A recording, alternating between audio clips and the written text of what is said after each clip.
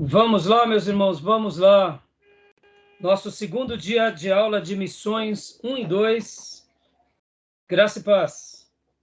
Amém, pastor. Boa noite. Amém, Boa noite graças a todos. Bem, graça e paz.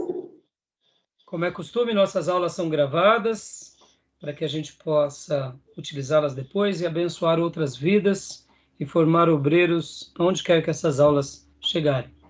Bom, queridos irmãos, estamos aqui no nosso segundo dia de aula de missões, o último bloco desse ano.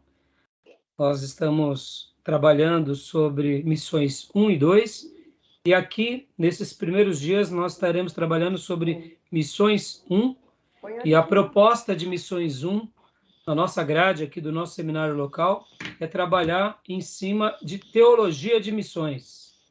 Teologia de missões. Buscar na palavra a fundamentação para essa obra tão importante, que é a obra da evangelização e a obra missionária, as tarefas missionárias. Então, estamos aqui aprendendo. Na aula passada, nós falamos um pouco sobre a ementa, a distribuição da matéria, o programa de aula.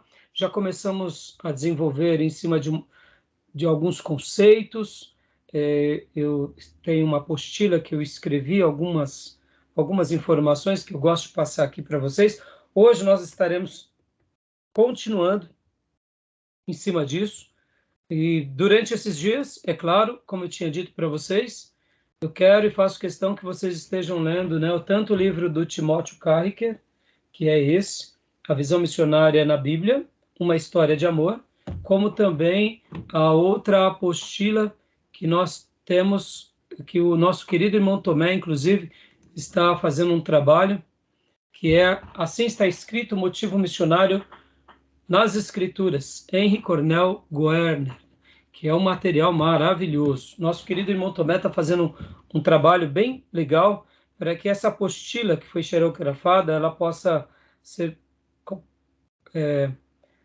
bem apresentável para todos vocês e a gente possa estar utilizando até, quem sabe, surgirem, né, as novas publicações. Tá bom?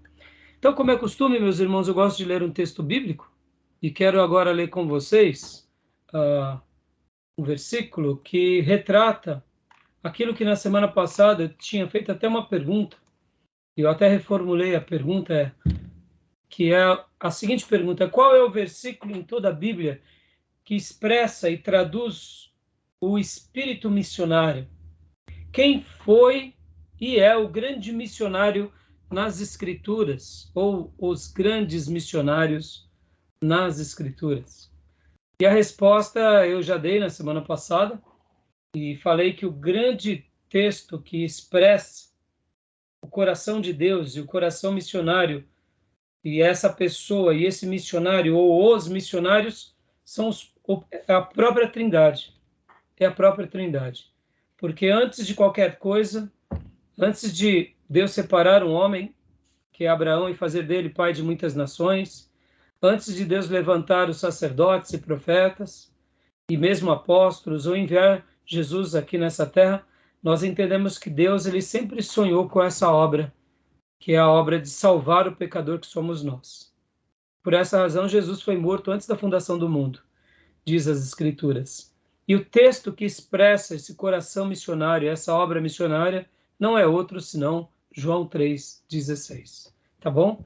Podem ver que nesse texto, nessa passagem, nesse versículo, nós entendemos como Deus ama e como Deus se torna na pessoa do Pai, do Filho, e entendemos também aqui a presença do Espírito Santo, esses grandes missionários, ora que enviam e que sustentam. Como eu disse na última aula, o missionário é aquele que vai, mas sempre aquele que vai, campo, tem alguém que sustenta essas cordas, que sustenta esse missionário em oração, em intercessão e apoio.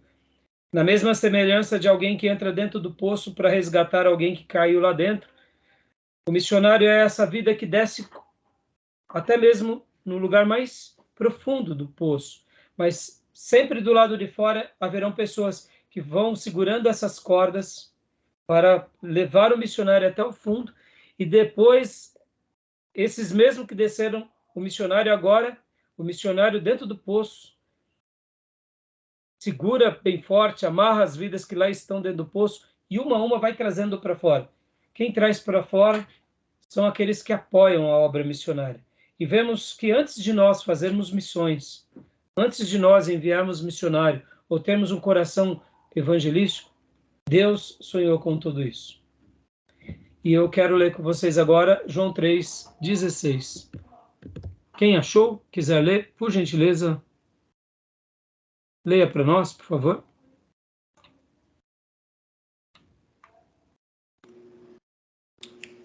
Posso ler? Por favor, pastor.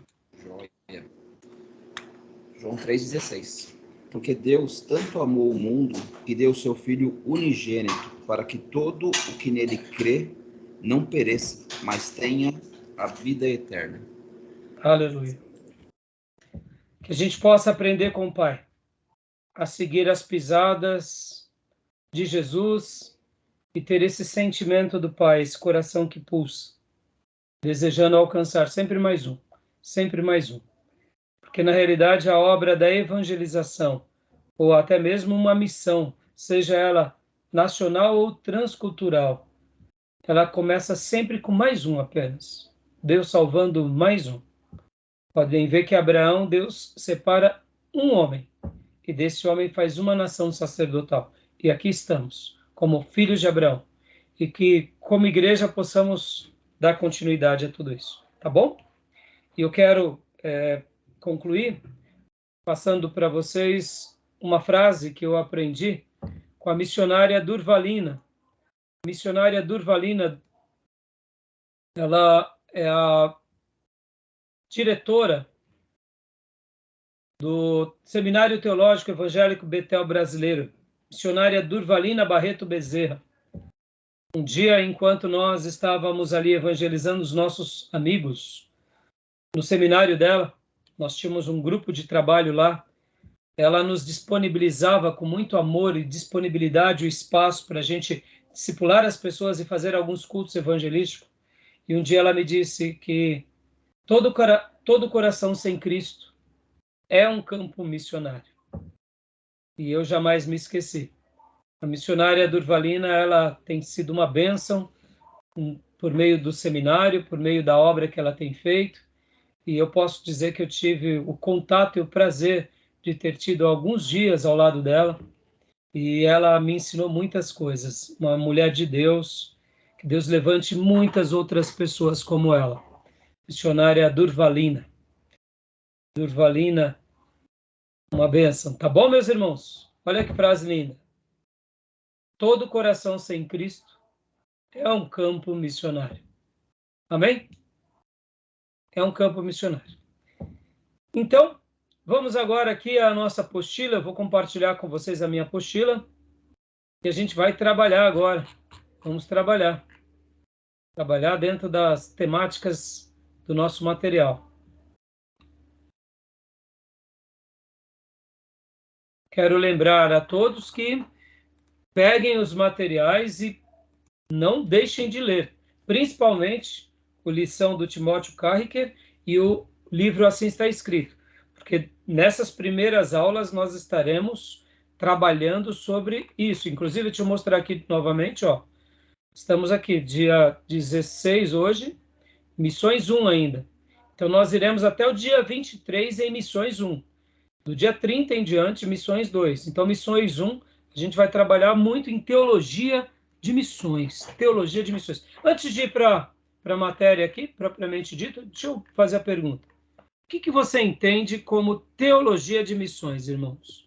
O que vocês entendem como teologia de missões? Por que eu estou trabalhando em cima dessa premissa?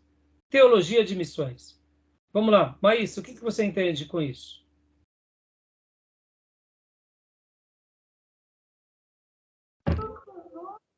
Teologia de missões? O que eu quero dizer ao falar... Bom, durante esses primeiros encontros, nós estaremos falando sobre teologia de missões. Pastor, Vamos como fala? Pelo sentido literal da palavra. Ótimo. Já começou bem. Teologia é estudo de Deus, né? Hum. Então, é entendimento divino em relação às missões? O momento divino em relação às missões. Muito bem, colocou bem. Você deu uma... Você viu, você foi em cima. Percebam que um tema, uma proposta, ela é uma tese.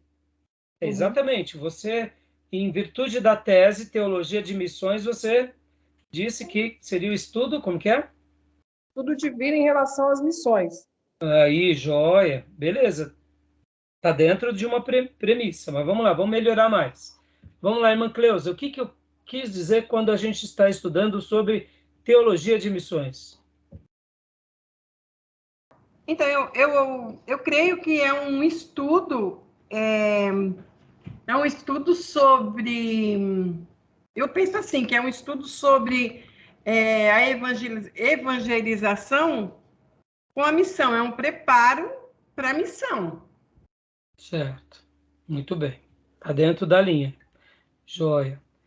Né? Então, a Maísa tinha dito também que é um estudo baseado, né, Maísa? Como que foi a sua frase mesmo?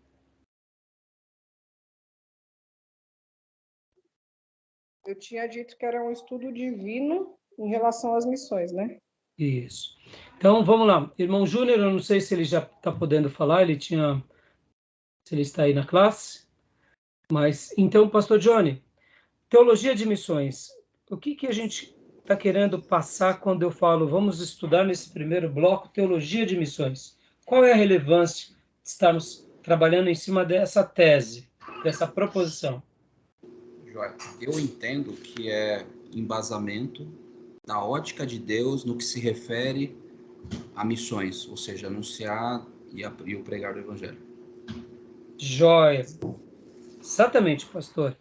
E tudo que vocês falaram, irmãos, perspectiva divina a respeito de missões e etc e tal, está bem perto e estava dentro do escopo. Mas as palavras do pastor Johnny, elas se retratam de uma forma melhor. A proposta de falarmos de teologia de missões é: qual é a base bíblica para fazermos evangelização e para fazermos missões? Será que missões é uma pauta na igreja porque as outras igrejas e religiões fazem e nós precisamos fazer? Ou será que missões, antes de mais nada, nasce nas Escrituras, está baseada nas Escrituras? Deus sempre sonhou com isso e por essa razão o povo de Deus sempre precisou ser, ora, um povo que proclama o amor de Deus, ou seja, anuncia o reino de Deus, ou como no Novo Testamento diz, anuncia as boas notícias ou boas novas, e no Velho Testamento era a nação sacerdotal para o mundo. Percebam que mudam-se as terminologias, mas o ofício é o mesmo. É fazer com que a glória de Deus e o reino de Deus seja levado a todos, para que toda a terra conheça o Deus de Israel, que é o único e verdadeiro Deus, e por meio desse conhecimento e por meio da sua palavra, por meio dos seus estatutos, passe a obedecê-los. Logo, teologia de missões nada mais é do que as doutrinas bíblicas sobre esse tema. E quando falamos de missões, não tem como falar em missões sem colocar dentro de parênteses evangelização. Porque como trabalhamos na aula passada, a evangelização ela acontece perto de nós. A evangelização que alcança outros grupos, outras nações, outras etnias, outros povos, que está muito mais distante de nós, poderíamos chamar de grande evangelização, mas se convencionou de chamar de missões. Então, em todo projeto missionário é também uma obra de evangelização. Mas nem toda obra de evangelização, na nossa nova perspectiva, é uma obra missionária. Toda obra que ganha as vidas, ela está inserida na evangelização. O evangelho alcança os que estão perto e os que estão longe. No entanto, chamamos os que estão longe de obra missionária, e os que estão perto de obra de evangelização. Então, o evangelismo ele está nos dois, né? O evangelismo está nos dois, mas as missões só estão naqueles que, de fato, estão mais longe, por uma questão de convenção. Então, na realidade, a síntese é essa mesmo. Qual é a fundamentação bíblica, escriturística. Está na Bíblia? Tá. Por que devemos fazer? Está na Bíblia, no Velho Testamento? Está. Está no Novo Testamento? Está. Está antes da lei? Está. Está antes de Abraão? Está. Está ali no período da geração do dilúvio? Está. E está lá no Éden a evangelização? Está. E antes do Éden? Também está. Porque Deus já sonhou com esse projeto lá no céu. Ou seja, esse projeto de evangelização nasceu no coração de Deus na eternidade. Porque Deus sabia que um dia o homem se distanciaria dele, e aí Cristo foi morto antes da fundação do mundo. E, em tese, na obra da expiação, ela só se concretiza quando alcança vidas. Tá bom? Então, teologia de missões é isso. E por que eu sou muito enfático nesses primeiros blocos, irmãos? Porque, como disse um obreiro na nossa igreja, certa ocasião, nós estávamos tendo um trabalho, né, com os obreiros, e esses obreiros, eles davam um certo trabalho, e certa ocasião, eles misturavam o trabalho com um misto também de, vamos fazer uma obra de evangelização. E aí um dia esse obreiro muito querido, muito piedoso, disse assim para mim: pastor, parece uma magia, né? Falou de evangelização, o povo parece que vira um frenesi, né? Mas não dura 3 meses. E eu falei: é isso mesmo, filho. Infelizmente, quando se trata de vamos fazer uma obra de evangelização, as pessoas parece que elas encarnam uma coisa até meio mística, meio doentia, porque vamos fazer uma obra de evangelização, e fazem, mas não é uma obra de evangelização inteira. Não é o id inteiro. Porque o id inteiro, como está em Mateus 28, é ide por todo mundo, pregar o evangelho a todas as criaturas, ensinando-os a guardar todos os mandamentos, batizando eles em nome do Pai, do Filho e do Espírito Santo. Ou seja, a evangelização completa, ela começa na proclamação, no querigma, como chamamos, mas ela também, dentro dessa proclamação, tem o discipulado, tem a consolidação, tem a vida de igreja. Aí sim essa evangelização se tornou completa. Pode ver, hoje as pessoas estão felizes de fazer um movimento de 1 mês, de 2 meses, e depois ficam 2 anos vivendo uma vida cristã relapse, sem compromisso com a igreja, com o reino, sem papel de hierarquia. Ou seja, aí quando se fala também de trabalho missionário, é uma febre, parece que se a pessoa vai e passa as férias dela 10 dias num campo missionário, ela fez toda a obra de Deus, e depois ela volta e tem 11 meses e meio sem vida de compromisso com Deus. É uma coisa, eu diria assim, muito perigosa.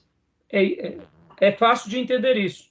Essas pessoas, elas são movidas a uma ideia e não são movimentadas em virtude de uma disciplina, né? É bem simples, né? Então, hoje, eu estou falando tudo isso para vocês porque é por essa razão que eu quero que vocês, ao saírem daqui nessas aulas, como eu já disse no primeiro bloco, ou melhor, no primeiro dia de aula, não sou missionário, mas eu tenho um coração evangelístico.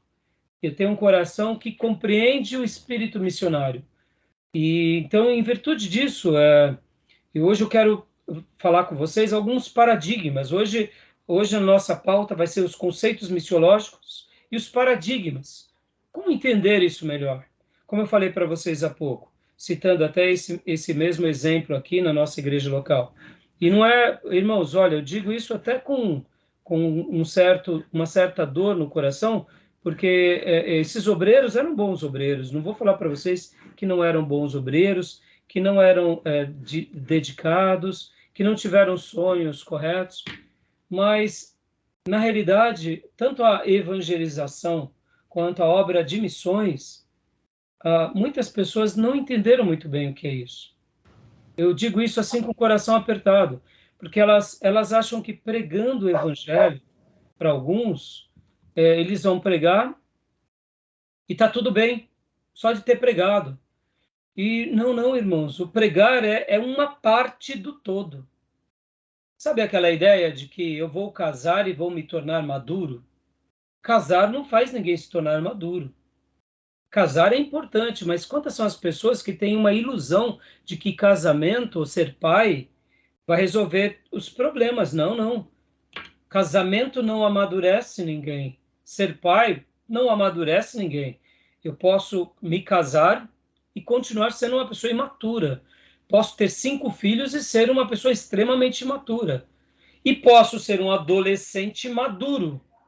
E posso ser um jovem maduro e um solteiro maduro. O que determina a maturidade? É bem simples. A imaturidade está na base da falta de responsabilidade. E a maturidade está baseada e sedimentada na responsabilidade. Entendemos que uma pessoa, quando ela se casa, é porque ela já tem responsabilidade e agora ela quer mais responsabilidade. E quando ela tem filhos, ela quer mais responsabilidade. Então, quando enxergamos alguém e falamos, fulano de tal é maduro na vida, é maduro como pessoa, é maduro como homem, é maduro como cristão, é maduro como ministro, você pode avaliar que essa pessoa ela é responsável. Tudo que ela faz, ela concretiza. Ou senão ela nem chega a realizar, porque ela tem dentro de si essa clareza. Pode ver que uma pessoa que é madura é responsável, e quem não é maduro não é responsável. É bem simples. Então, por isso que eu digo para vocês que a obra da evangelização e a obra das missões muitas vezes mexe mais com a emoção, com aquela suposta ideia de que eu serei uma bênção. Sim, é verdade. Você levar o evangelho, você é uma bênção. Agora, se você leva o evangelho e você não é alguém maduro, tudo que você construiu com as palavras durante aquele período, você destrói com a vida. Porque a evangelização e a proclamação são mais do que palavras. É um estilo de vida. Então, eu digo, e citei esse exemplo, né?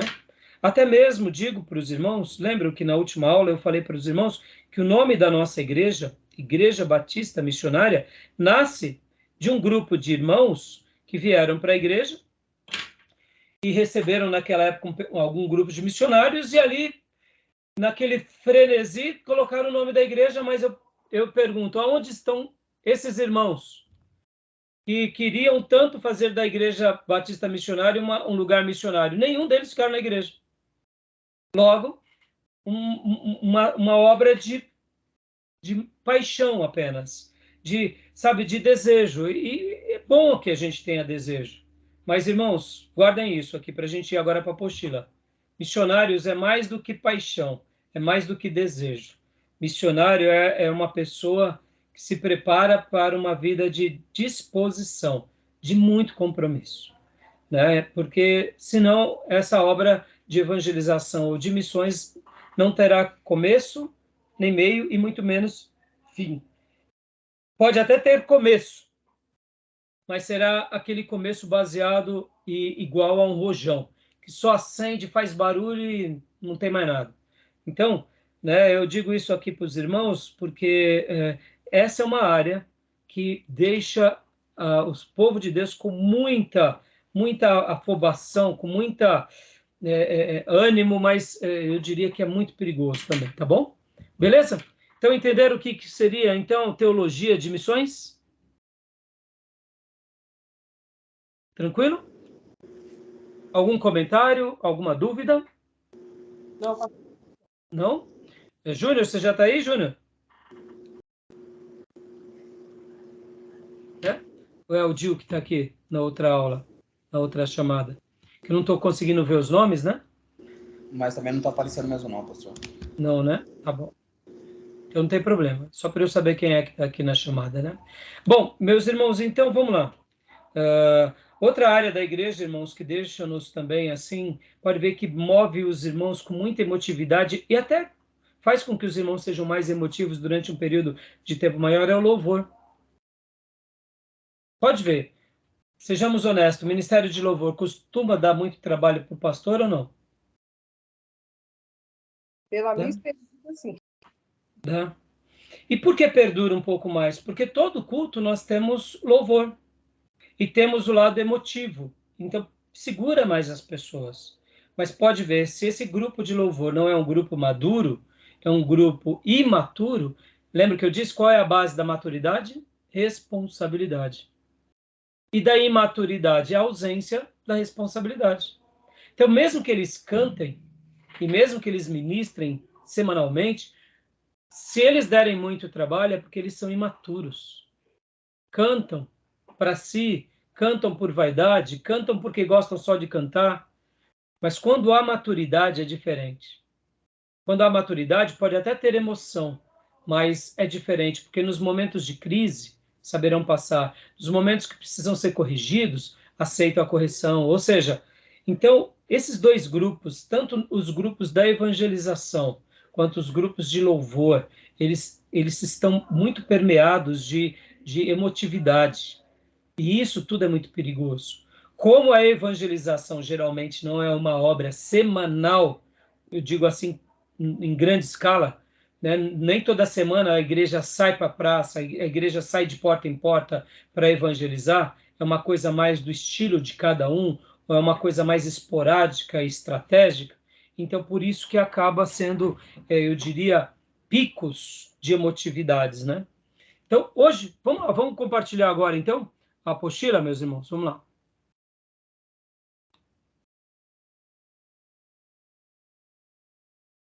Na nossa primeira aula, falei sobre missões e hoje a gente vai continuar falando. Falamos um pouco sobre o momento tecnológico e paramos aqui. Quebrando paradigmas a respeito da vocação missionária e da obra de missões. E aqui eu até citei há pouco essa frase, né? Que todo coração sem Cristo é um campo missionário. A missionária Durvalina Barreto Bezerra. Irmãos, nós tínhamos lá no pregão, deixa eu mostrar aqui para vocês.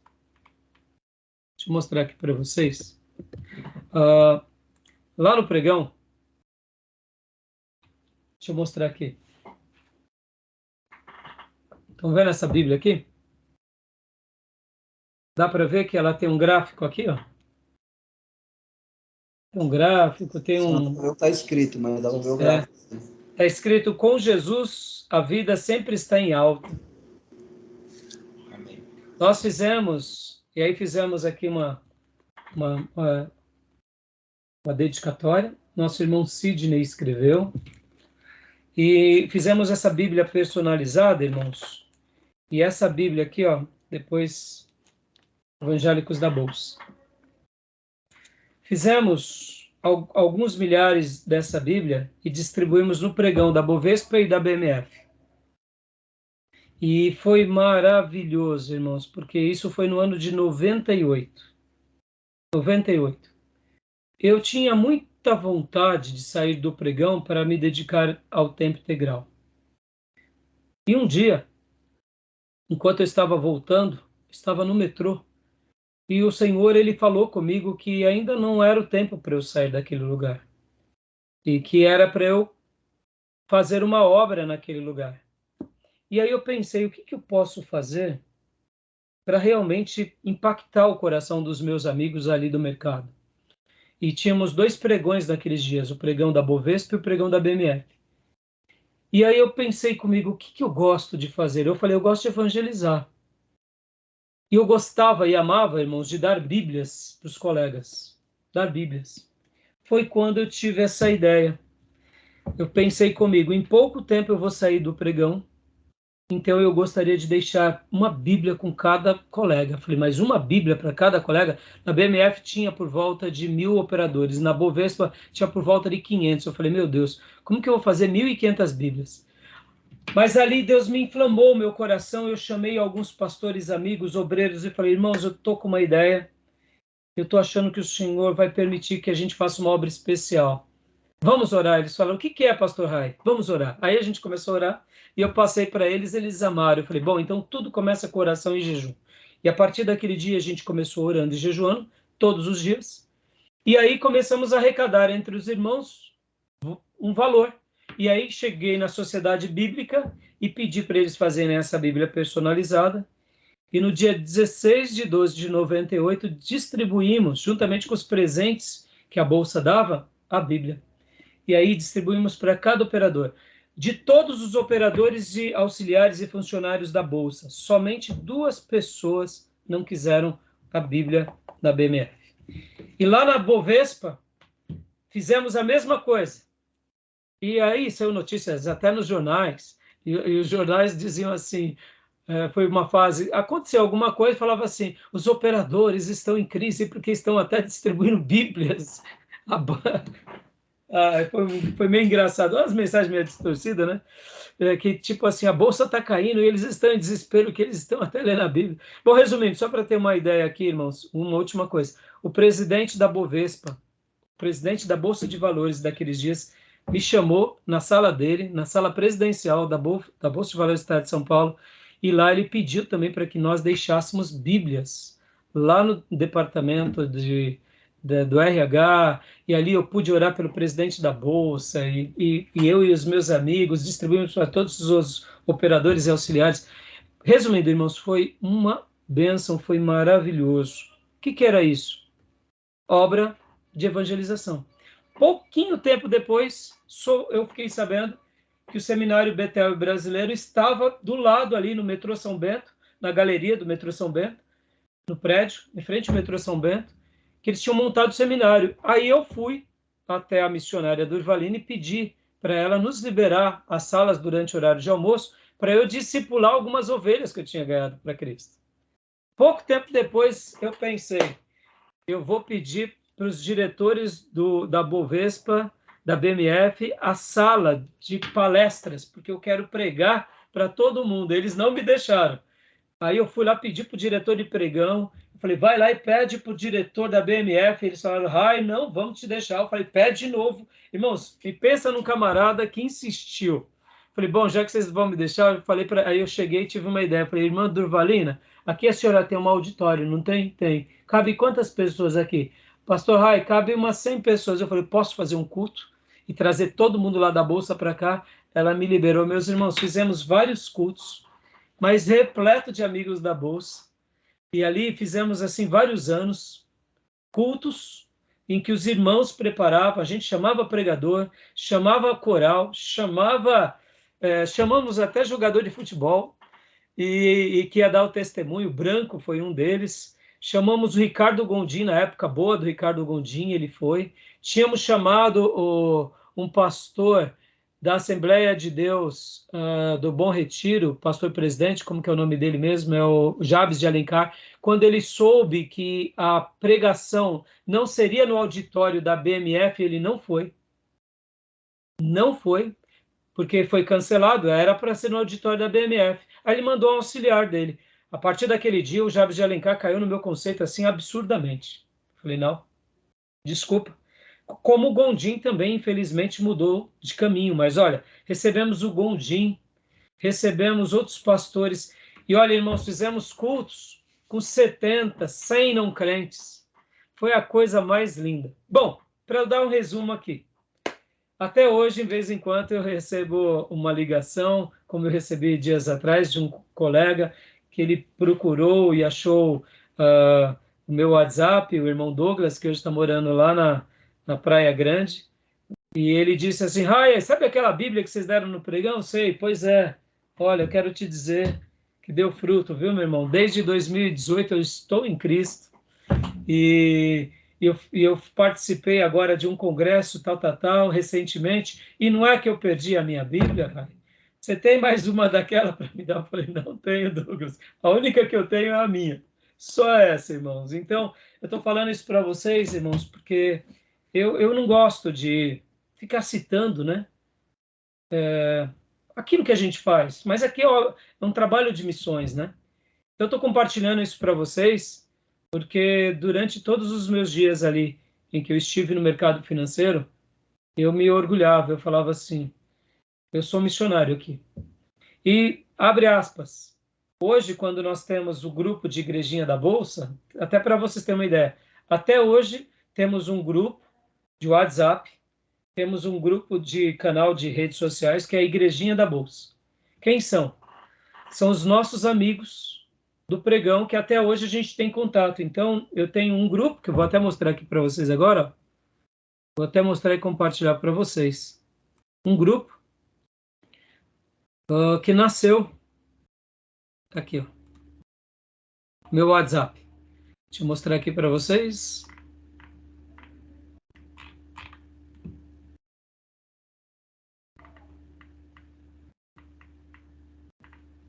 Onde está? Igrejinha da Bolsa.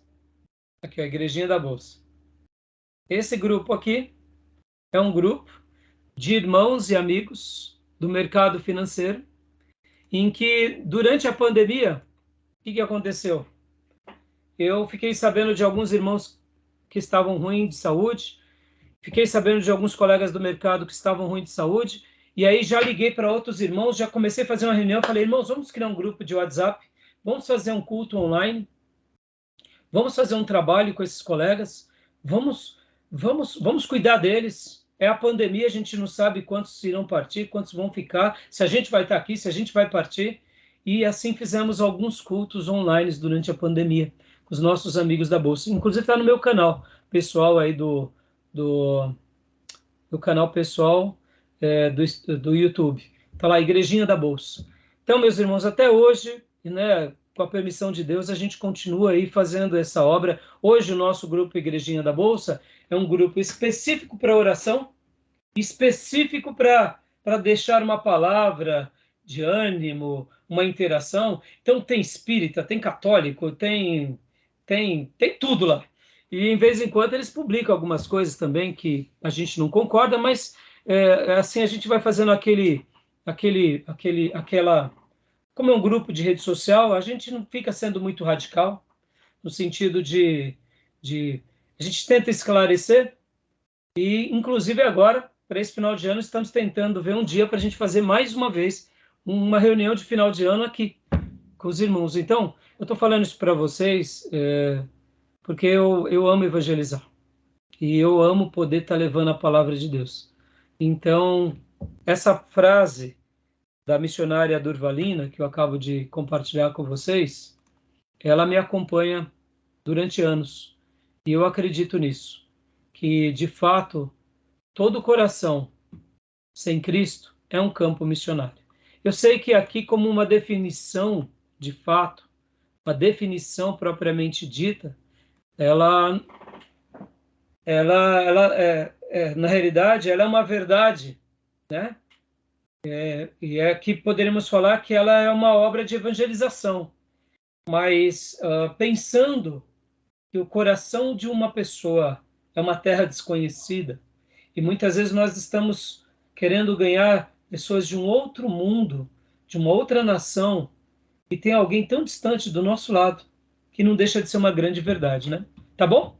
Beleza, meus irmãos? Então, deixo aqui esses testemunhos para vocês, porque, de fato, eu digo isso para vocês assim com muito quebrantamento, né? A gente fez aí algumas coisas e agora, guarde isso. E aí, pastor? E aí, meu irmão, que eu não vivo glória do passado, entendeu? Pastor de vocês não é museu, não. Eu quero uma glória de hoje, eu quero ganhar mais uma pessoa hoje, eu quero ganhar mais amigos hoje e amanhã. E aquilo que eu fiz no passado fica como uma lembrança de alegria, né? Mas isso tudo só atesta uma coisa. Já fizemos algumas coisas para o Senhor, e eu sei que o meu Senhor merece muito mais, né? Desse servo aqui que vos fala, tá bom? Joia, meus irmãos? Então, depois, quem quiser ver o cultinho lá da Igrejinha da Bolsa, e quem quiser participar depois, está convidado, tá? Quando a gente tiver a reunião, tá bom? Indo aqui para a nossa apostila. Quebrando paradigmas a respeito da vocação missionária e da obra de missões. Bom, quais são esses paradigmas, irmãos? Poderia dizer que essa frase da missionária Durvalina é um paradigma, porque muitas vezes a gente está querendo ganhar pessoas tão longe e a gente se esquece daquele parente, a gente se esquece daquele vizinho, a gente se esquece daquele que está sofrendo nas drogas, que está do nosso lado. Então, fica aqui essa reflexão, para que o nosso coração arda em relação a isso, tá bom? Vocês concordam comigo, irmãos? Muitas vezes as pessoas estão querendo alcançar pessoas tão longe. E eu não estou dizendo que está errado, viu, irmãos? mas ele se esquece de alcançar aquele parente, aquele vizinho, que é perturbado, que toca funk de madrugada, e que tem advogado aqui da classe que está querendo mandar prender. Né? Brincadeiras, viu, Júnior? Mas a gente sabe como incomoda, né, irmãos? Tá bom? Então, quais são os paradigmas que eu anotei aqui? Vamos lá. Leia para nós, pastor Johnny. Primeiro. Vamos lá. Traumas que muito adquirem pelas imposições apelativas ou persuasões desnecessárias dos defensores de missões. O que eu quero dizer aqui, irmãos? Vocês já notaram que existe, existe vamos dizer assim, aqueles que vivem missões, tem muita gente que... existem missionários equilibrados, mas existem alguns missionários e escolas e grupos que parece que missões é a única coisa que existe na vida. Vocês já notaram? Forçam tanto nessa questão da evangelização, como se tudo na igreja resumisse a evangelização.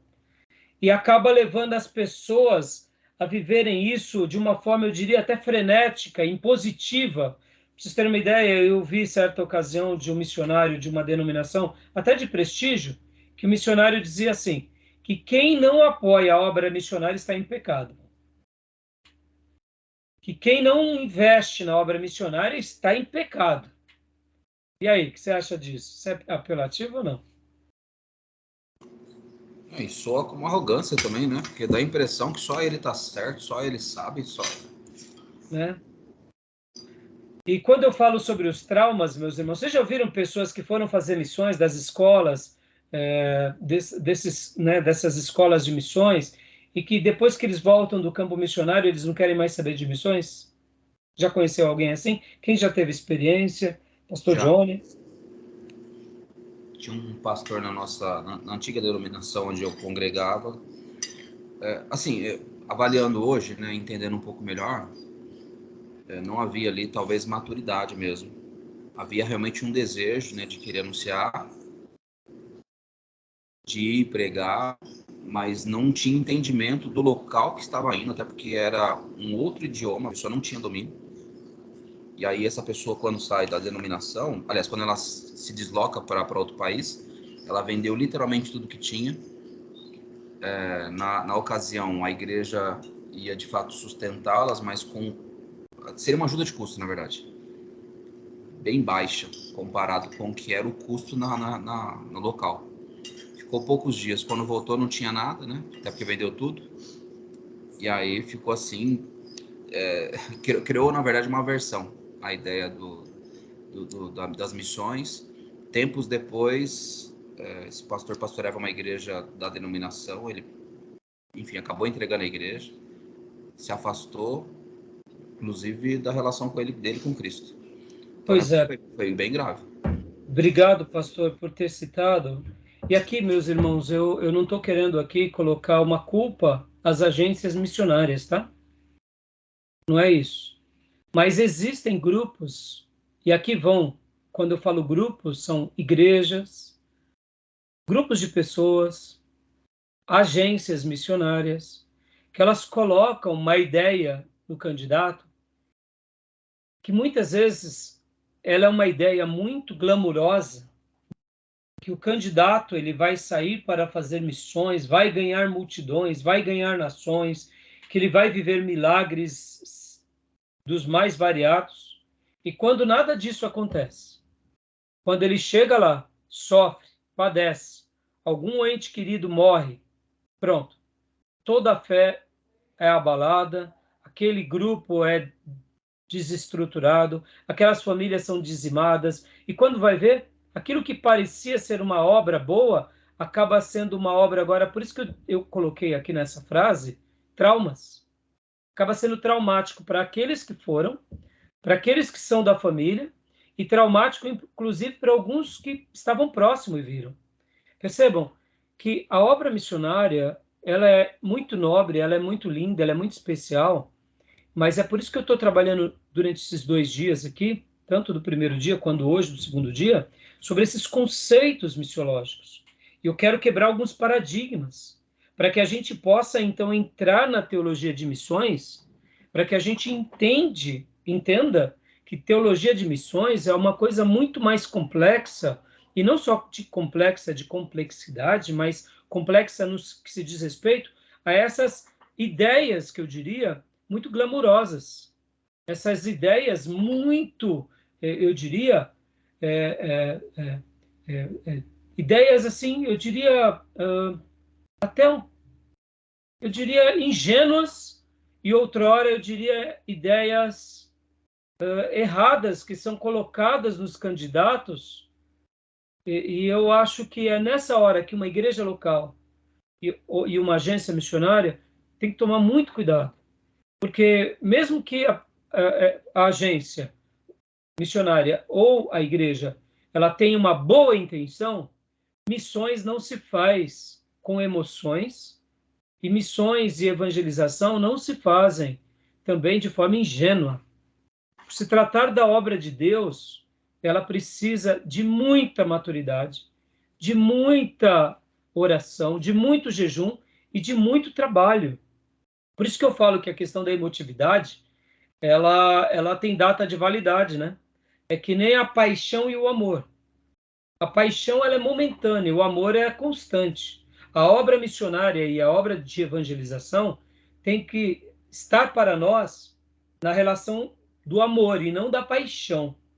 Ela pode até existir como paixão, mas ela só vai se perdurar mesmo se ela estiver para nós nessa perspectiva de fato do quê? Do amor e não da paixão. Por quê? Porque senão ela não vai perdurar. Como você mencionou, pastor Johnny, olha, eu poderia dar inúmeros exemplos.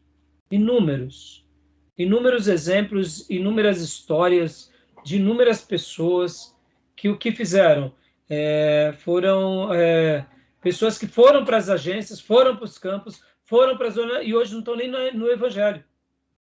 Então, o meu foco aqui é preparar vocês para o reino e deixar aqui uma centelha de fogo divino, mas ao mesmo tempo deixar com que vocês sonhem grandes sonhos, mas que tenham os pés no chão.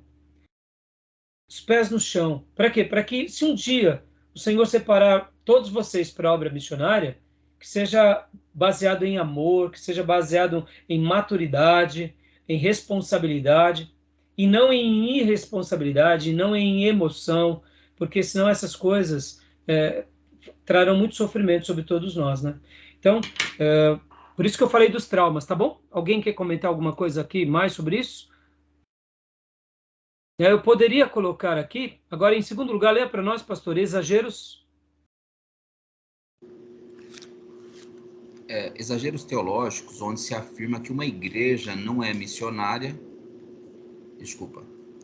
Exageros teológicos, onde se afirma que uma igreja que não é missionária não é uma igreja abençoada por Deus. Em outras palavras, o que eu quis dizer aqui? Aqui eu quero fazer até uma crítica a muitas agências missionárias. Porque olha só, irmãos, deixa eu fazer essa pergunta para vocês. Toda igreja local vai ser uma igreja missionária? O que vocês acham? Não vai ser, não. Será que não vai ser? Será que a gente está falhando? Será que tem que ser? Vamos lá, vamos debater. O que vocês acham? Eu acho que ser sim, mas todas serão, eu acredito que não. Vamos lá, Maísa, Gil, Cleusa, graça e paz, Gil. Graças a paz, pastor, graças a paz a todos. Paz, irmão, desculpa cortar. Nem todo mundo se dispõe, né, pastor? Então eu tô com o irmão Johnny, pastor Johnny. Mas será que é por causa de disposição ou será que é por causa de vocação? Estou pensando como igreja local, tá? Não estou pensando como igreja local. Será que toda igreja local, ela tem que ser uma igreja missionária? Meu pastor, eu acredito que toda igreja, ela não é por vocação, porque existe a chamada de Cristo, né, o ID, e o ID é para todos, não tem como a gente falar que é para uns e para outros não. Então eu acredito que cai nisso que a irmã Maísa falou, que a disposição, né? Tá, então, na sua opinião, Gil, então toda igreja deveria ser missionária? Correto, toda igreja, ela Ela tem um chamado para fazer uma missão. Joia. Agora vamos dentro da terminologia e dos conceitos. Lembra? Evangelização é algo próximo de nós e missões é algo distante de nós. Então vamos lá. Toda igreja tem que fazer o seu papel na evangelização? Sim, sim. Pastor, reformulando, talvez não sendo toda igreja deveria ser missionária, mas pelo menos apoiar missões, né?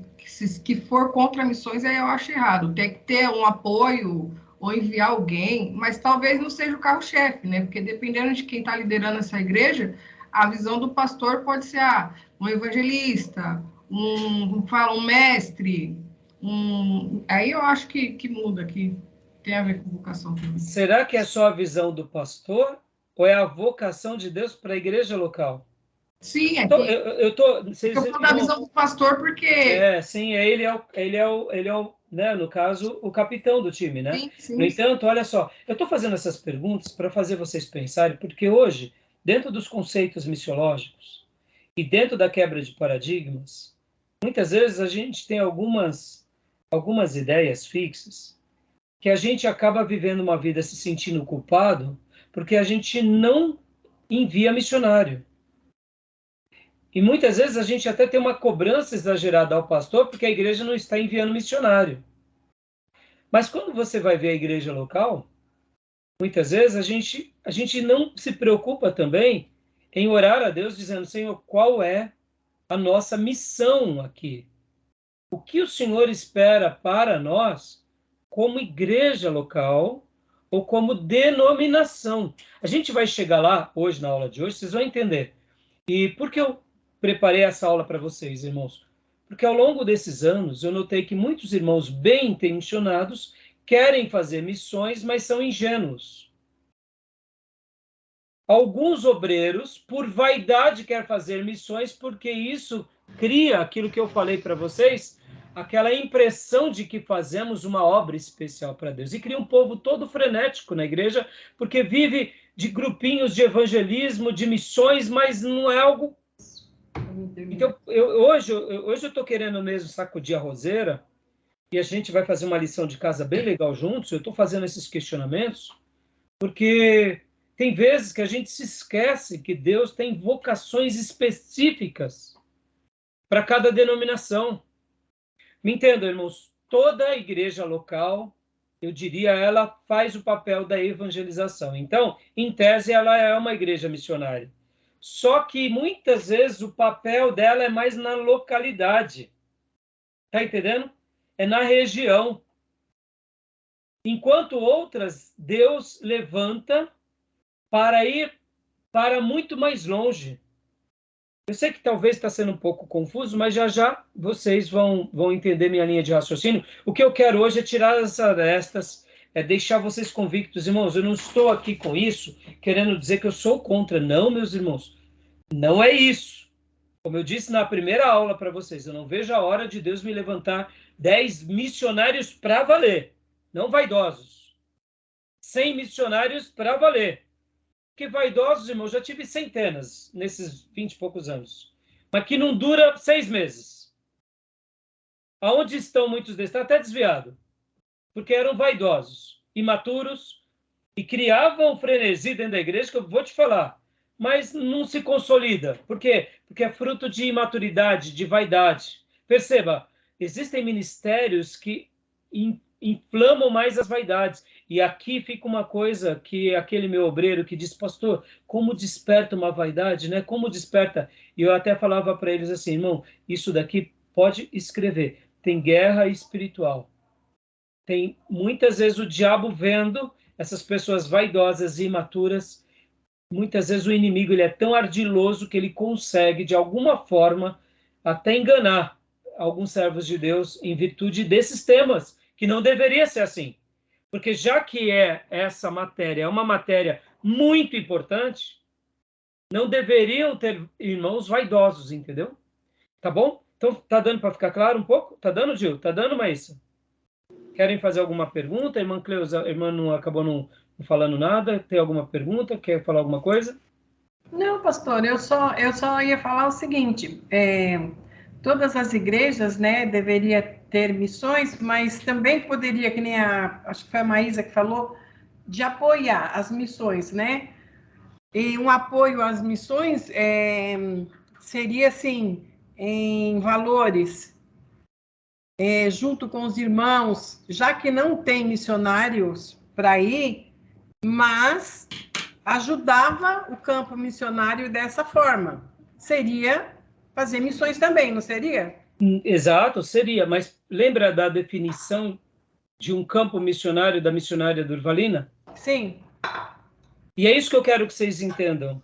Muitas vezes, ganhar o parente cramunhão, ganhar o parente gadareno, ele não dá, porque mas missões começam onde, irmão? Missões começam na nossa casa. Não, eu penso Missões assim começam também. na nossa família. Eu penso É muito assim. mais fácil a gente fazer missões lá fora.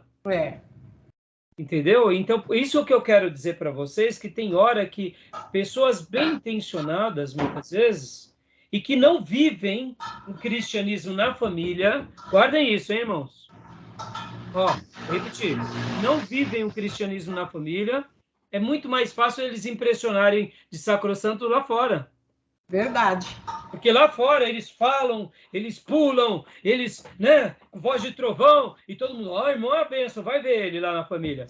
Eu conheço uma missionária que ela vai para todo lugar, 5 dias da semana. Mas aí o marido dela falou para mim assim, ela não, se tivesse 8 dias na semana, 8 dias ela está na igreja. Mas ela não conversa com o irmão, não conversa, não visita a mãe, não fala com ninguém.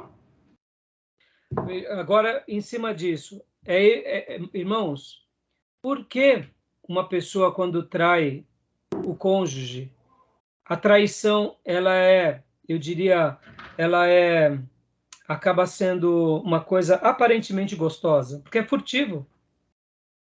Você deu vontade, você sai. Não tem compromisso, não tem conta para pagar, não tem filho para criar. Tem o quê? Prazer furtivos. Existem essas obras de evangelização e de missões são furtivas, nessa mesma perspectiva. Por isso que eu falei para vocês que o verdadeiro missionário, você vê ele como na família, ao redor dele, os vizinhos dele. Aí sim, depois ele indo para o campo.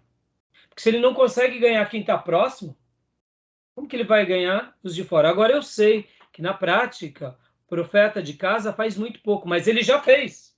Tá entendendo? O profeta de casa prega para os da casa. Vive Cristo para os da casa. Então, irmãos, eu estou falando um pouco sobre isso e eu quero quebrar um pouco desses paradigmas, porque, de fato, olha só, vamos lá. Vamos ler aqui, ó. Vamos continuar lendo um pouco aqui nossa apostila.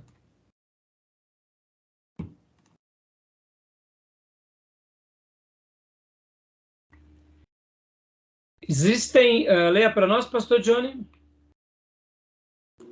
Leio sim. Existem igrejas fortíssimas no evangelismo local e fracas em missões. É o caso da Assembleia de Deus no Brasil.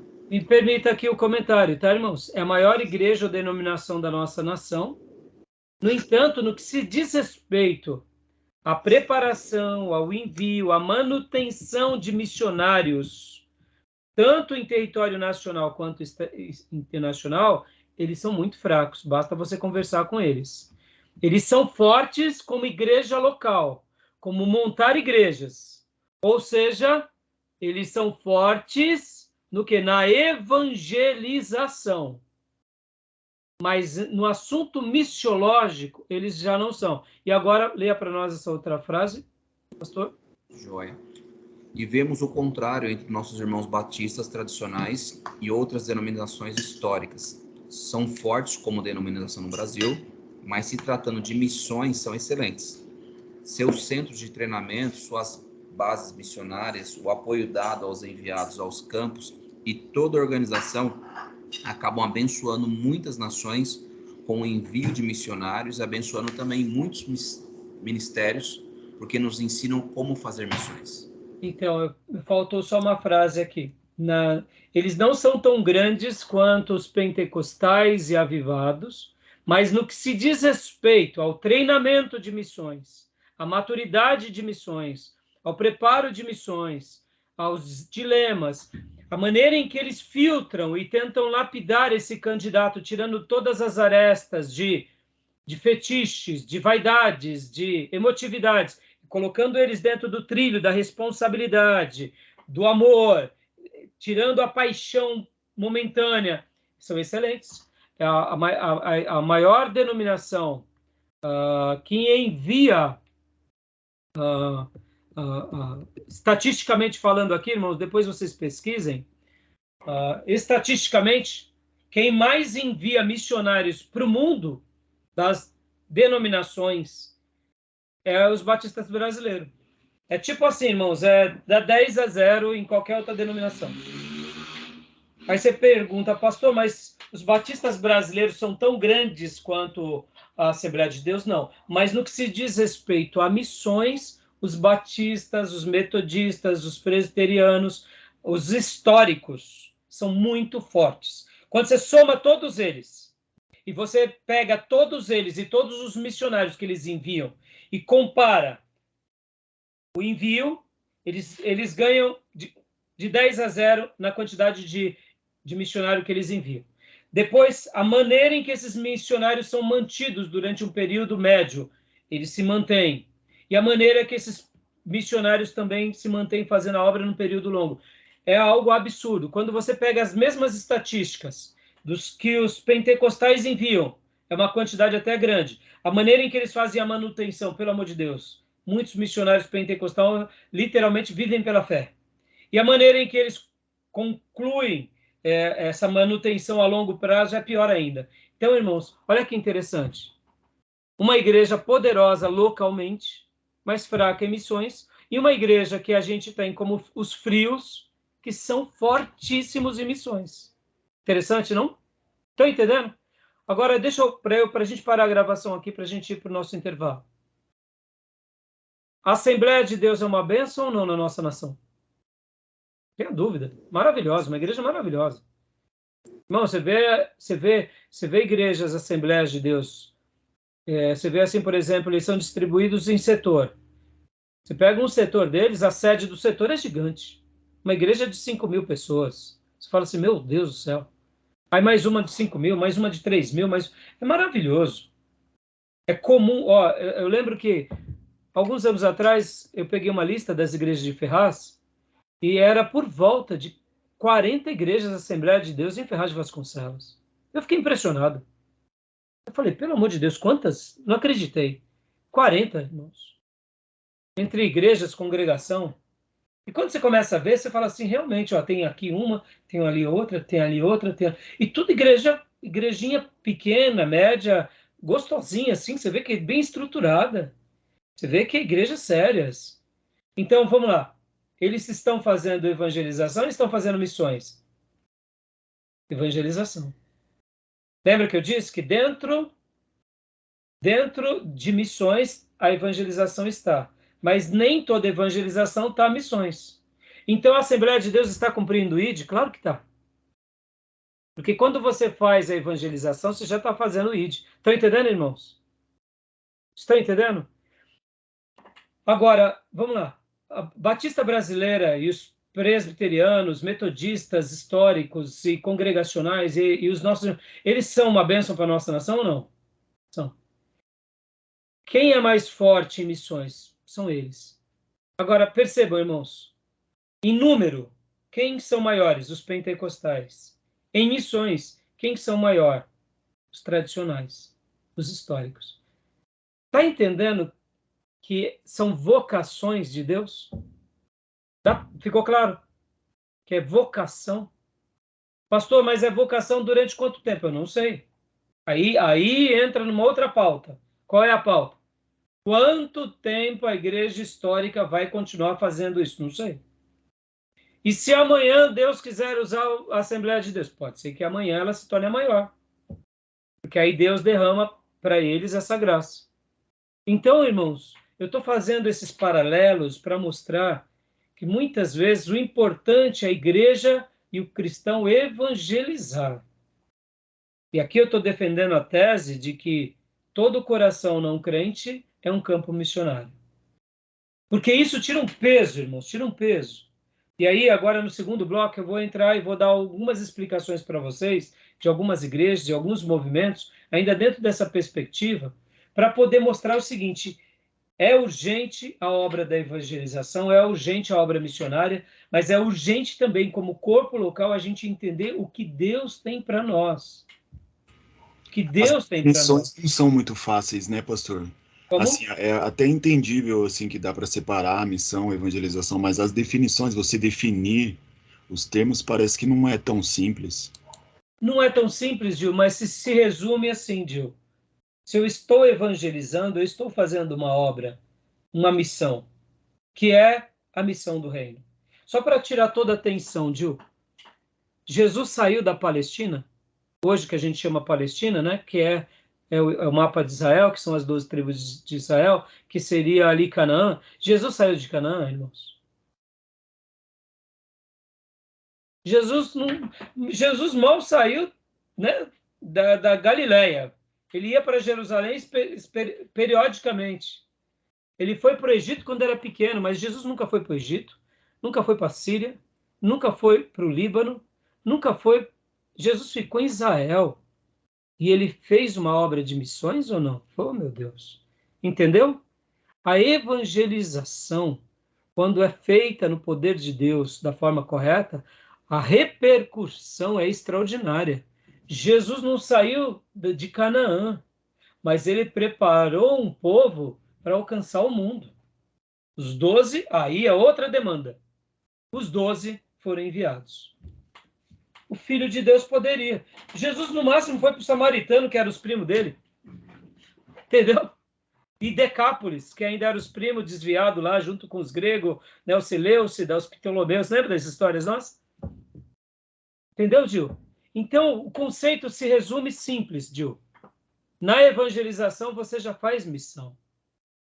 Mas a missão é algo mais específico para um grupo que Deus separa a dedo. Deus separa a dedo. Para quê? Para que ele seja boca, voz em outro lugar. Então, a gente vai trabalhar agora no segundo bloco, ainda dentro disso, para a gente ficar mais claro, porque, irmãos, compreender isso, na minha opinião, é desafiador. É maravilhoso, mas, ao mesmo tempo, é importante, porque senão a gente fica sempre naquela perspectiva meia ilusória. Eu tenho que fazer missões, eu tenho que fazer missões, eu tenho que fazer missões. Vem cá, está pregando para o vizinho? Está pregando para o parente? Você já pregou e insistiu? Você está orando, pedindo para Deus te guiar? Deus está falando para você ir, você não vai? Aí não, aí é outra história.